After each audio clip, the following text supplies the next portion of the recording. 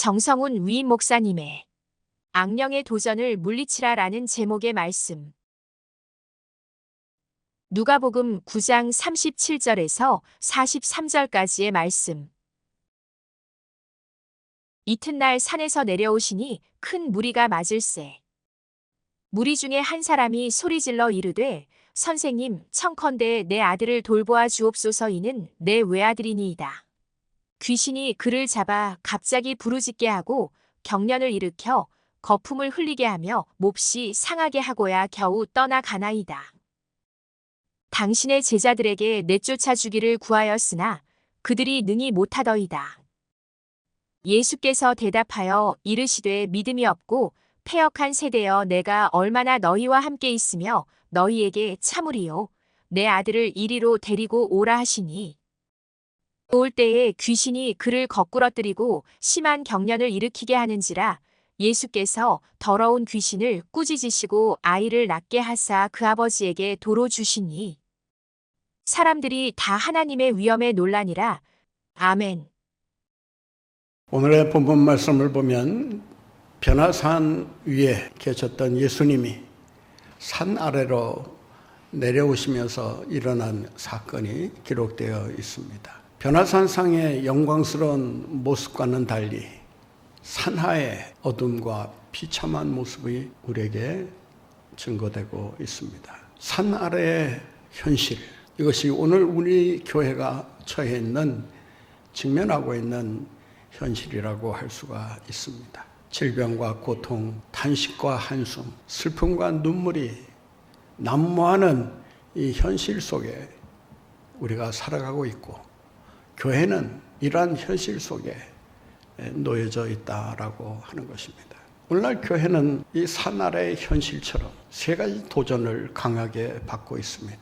첫째는 악령의 세력들이 거세지고 있다라고 하는 것입니다. 악령의 도전 앞에 서 있는 교회의 모습을 우리에게 잘 보여주고 있다고 말씀드릴 수가 있습니다. 오늘 본문 말씀에 보면 39절에 이런 말씀이 있습니다. 귀신이 그를 잡아 갑자기 부르짖게 하고 경련을 일으켜 거품을 흘리게 하며 몹시 상하게 하고야 겨우 떠나가니라. 42절에 보면 올 때에 귀신이 그를 거꾸로 때리고 심한 경련을 일으키게 하는지라. 매우 파괴적인 힘을 가지고 이 귀신 들린 아이를 죽음으로 몰아넣고 있는 것을 보게 됩니다. 마가복음 9장 22절 말씀에 보면 이 아이의 상태를 이렇게 묘사하고 있습니다. 귀신이 이 아이를 죽이려고 자주 물과 불에 던졌나이다. 악령의 목적은 우리의 영혼을 멸망시키는 일입니다. 생명을 일으키는 영이 아니라 죽음의 영으로서 우리를 죽음에 이르게 하는 그러한 힘을 가지고 있다는 것을 알 수가 있습니다. 이러한 악령의 세력 앞에 교회는 과연 어떻게 행동해야 하며 이 악령의 세력들을 어떻게 물리쳐야 할 것인가? 우리 교회에 던지는 매우 중대한 과제가 아닐 수가 없습니다.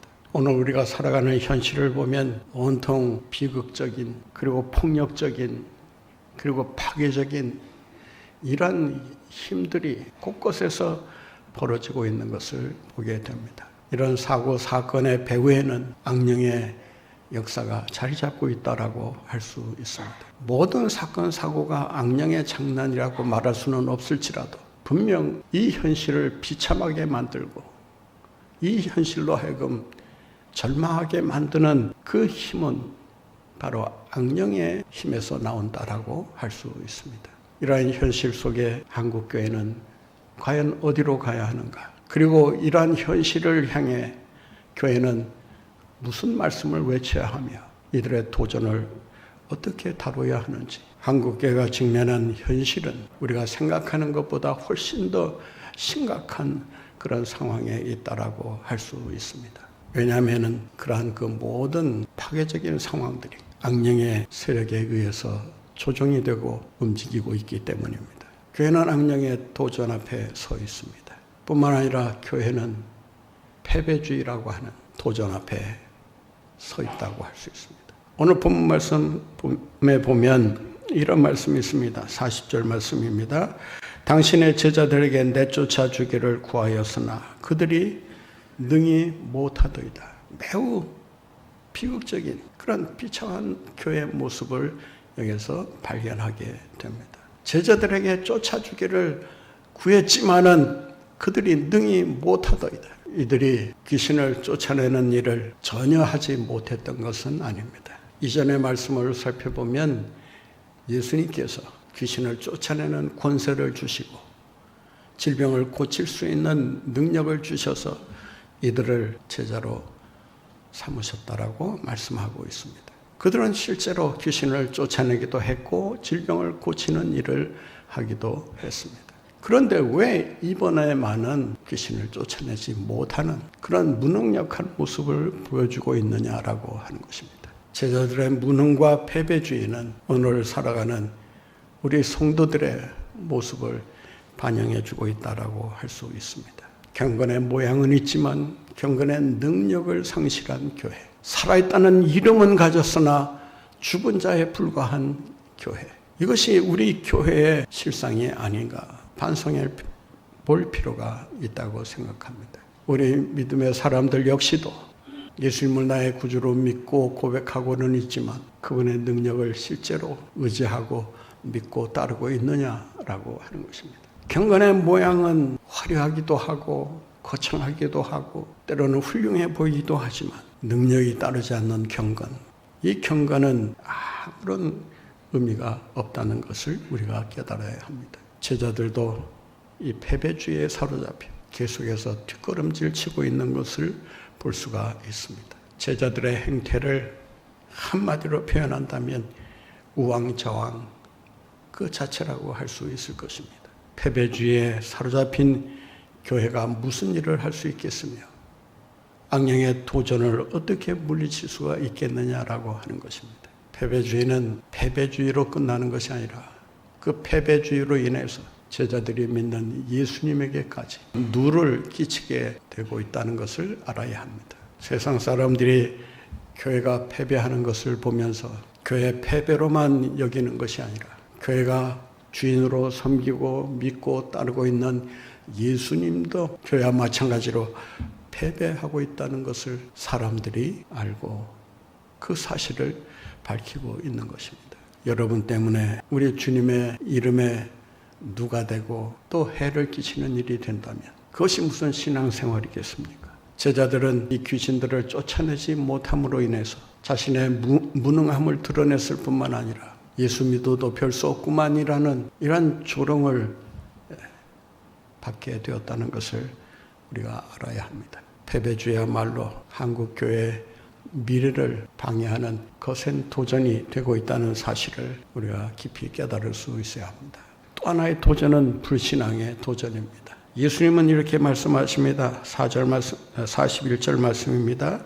예수께서 대답하여 이르시되 믿음이 없고 패역한 세대여 내가 얼마나 너희와 함께 있으면 너희에게 참으리요 네 아들을 이리로 데리고 오라 하시니 믿음이 없고 패역한 세대여 주님께서 이 세대를 보실 때 내린 평가에 불과합니다. 믿음이 없고 패역한 세대가 바로 오늘을 살아가는 우리 현실의 모습이며 이 현실의 측면에 있는 교회의 모습이라고 하는 것입니다. 믿음이 펄펄 살아있어야 할 교회가 믿음이 아니라 자기의 유익만이 전부인 것처럼 행동하는 교회를 통해서 무슨 소망을 우리가 가질 수가 있겠습니까? 믿음이 없고 패역한 세대라는 말씀은 현대인의 성경을 보면 믿음이 없고 삐뚤어진 세대여라고 단식하고 있습니다. 패역하다라고 하는 이 말은 고집이 세다, 정도를 벗어났다, 뒤틀려 있다, 굽어져 있다, 정도에서 벗어나고 있다, 삐뚤어져 있다라고 하는 그런 의미를 내포하고 있습니다. 이 세상 사람들의 사고방식이 하나같이 삐뚤어져 있는 이유가 무엇입니까? 거짓과 불의가 만연해 가고 있는 이 세상 속에서 이 현실의 패역한 모습을 우리가 발견할 수 있지 않겠습니까? 왜 믿음이 없는 것입니까? 왜 패역함에 이르게 되는 것입니까? 그것은 진리의 말씀 위에 굳게 서지 못하기 때문입니다. 진리의 말씀을 떠나서는 결코 믿음을 가질 수도 없거니와 패역함의 문제를 해결할 수가 없습니다. 말씀을 떠났기 때문에 믿음이 없고 믿음이 없기 때문에 패역해지기 때문에 결국에 가서는 그 패역함으로 인해 망할 수밖에 없다라고 하는 것입니다. 이러한 영적인 진행 과정을 우리는 깊이 있게 들여다볼 수 있어야 합니다. 나는 믿음 있는 사람인가? 믿음이 없기 때문에 나는 패역해져 가고는 있지 않는가? 나는 주님을 믿는 믿음 대신에 내 고집을 앞세워서 내 멋대로 살고 있는 것은 아닌가? 뒤틀린 생각, 뒤틀린 마음, 뒤틀린 행동은 어디에서부터 오는 것입니까? 그 기준이 뒤틀려 있기 때문이 아닙니까?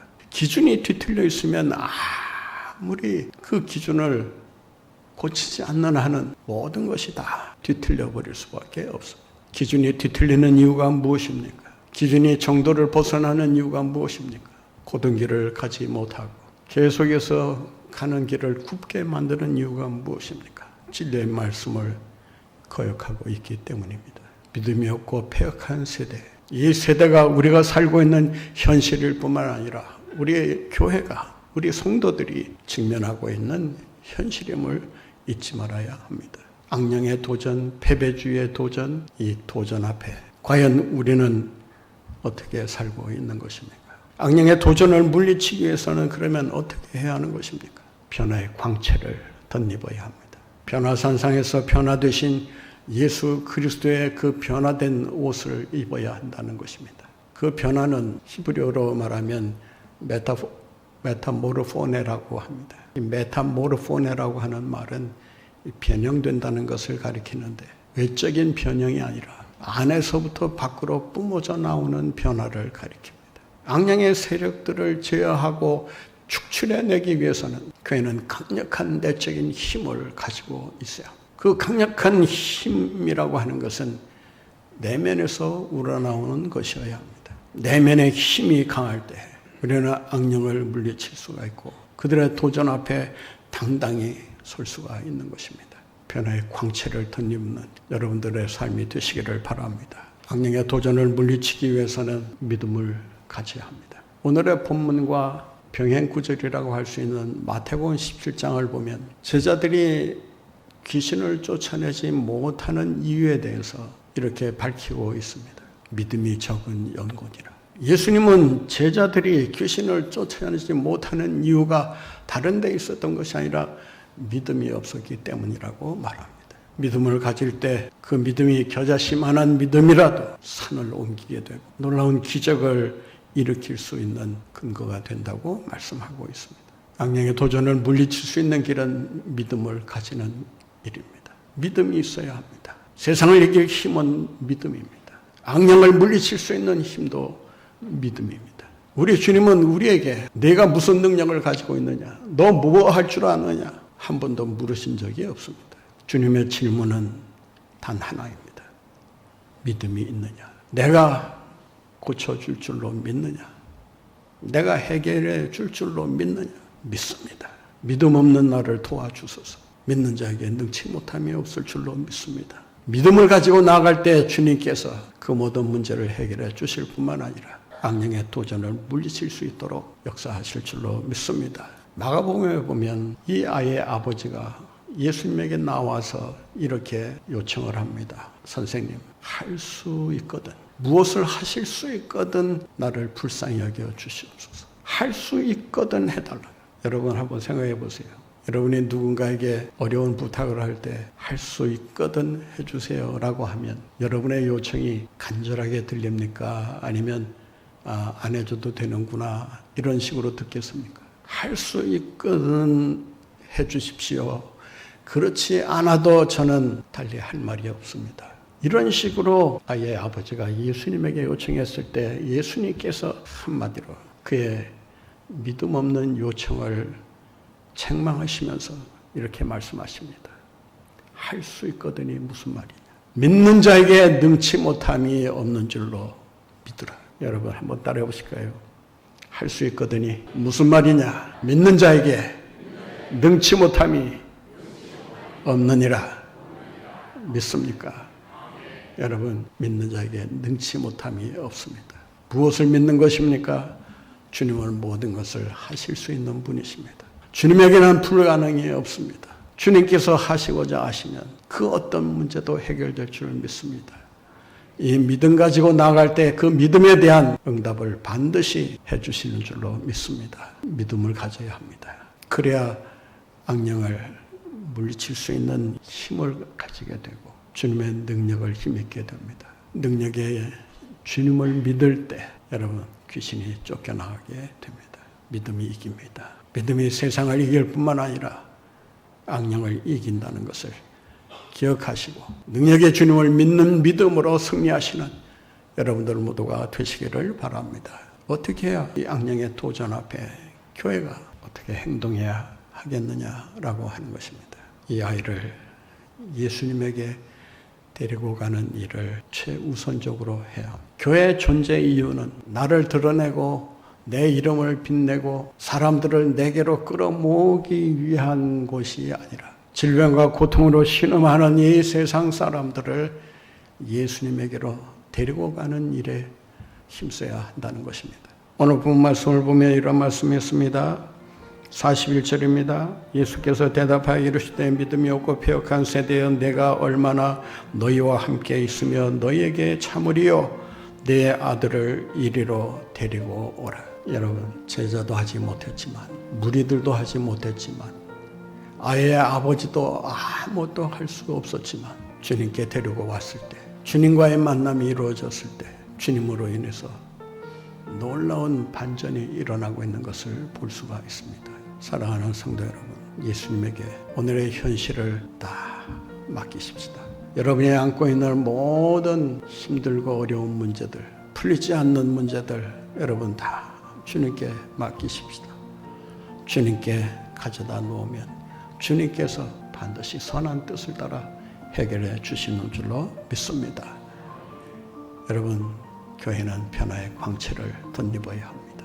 믿음을 가져야 합니다. 그리고 더 나아가서 모든 문제의 해결자가 되시는 예수님께로 데리고 가야 합니다. 이 일에 성공한다면 교회는 악령의 도전을 물리치고 승리하는 교회로 우뚝 서게 될 줄로 믿습니다.